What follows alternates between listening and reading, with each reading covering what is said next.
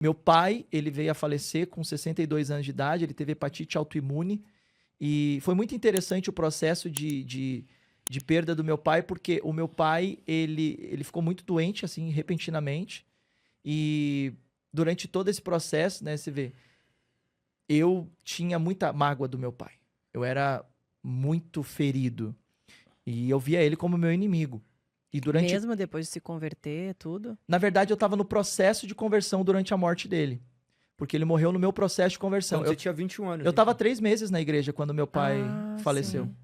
Então, no momento que eu estava ali no processo da igreja, foi muito importante porque foi no mesmo momento que o meu pai ficou doente. E aí a minha mãe trabalhando, minhas irmãs trabalhando e o meu pai precisava de alguém para cuidar. Quem teve que cuidar? Eu. E aí o que Meu aconteceu? Deus. O meu agressor se tornou aquele a quem eu precisava cuidar. Então eu precisei deixar muito as coisas do passado e deixar Deus trabalhar esse processo de perdão.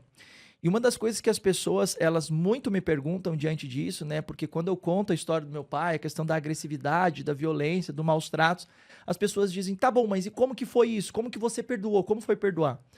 O processo, ele foi um processo interessante porque eu tinha que dar banho no meu pai, eu tinha que trocar a fralda do meu pai, eu tinha que ajudar dando comida pro meu pai, eu fazia a barba do meu pai, eu levava meu pai para cima e para baixo pro hospital. Durante esse tempo você ficava pensando assim: "Nossa, mas ele fez tal coisa comigo e agora eu tenho que ficar fazendo isso pra ele?" Olha que interessante, o fato de eu ter tido esse encontro com Deus inicial lá na igreja e eu ter recebido as orientações bíblicas de como é que deveria ser o comportamento de um cristão, eu procurava me aproximar o mais daquilo que a Bíblia me ensinava, mas as emoções estavam recalcadas, reprimidas.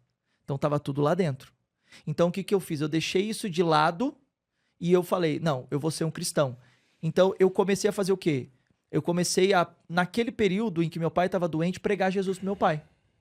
Então eu falava de Jesus para ele, falava: "Pai, olha, é isso, é aquilo, Jesus é isso, Jesus é isso, Jesus perdoa, não importa". E meu pai sempre muito resistente. Meu pai nunca quis saber de igreja. Meu pai pisou uma vez na igreja evangélica, que foi comigo, com a minha mãe, quando ele estava bem doente, que a gente conseguiu levar. Depois disso, ele nunca mais pisou. Mas o que foi interessante foi que um dia meu pai, ele estava em casa e eu pedi para minha pastora fazer uma visita para o meu pai. Naquele dia, minha pastora chega na nossa casa. Eu ainda não era pastor, eu apenas frequentava a igreja. E aí ela fala de Jesus pro meu pai e diz: "Seu Darli, você sabe que Jesus te ama e que ele perdoa os seus pecados, basta você aceitar ele como Senhor da sua vida". E naquele momento, sentado no sofá, meu pai aceita Jesus. Doente, mas ele aceita Jesus. E então, essa jornada de pregação, de levar o evangelho para ele, continua comigo no hospital, em casa, eu continuo falando para ele, e nisso eu comecei a levar a minha família para Jesus.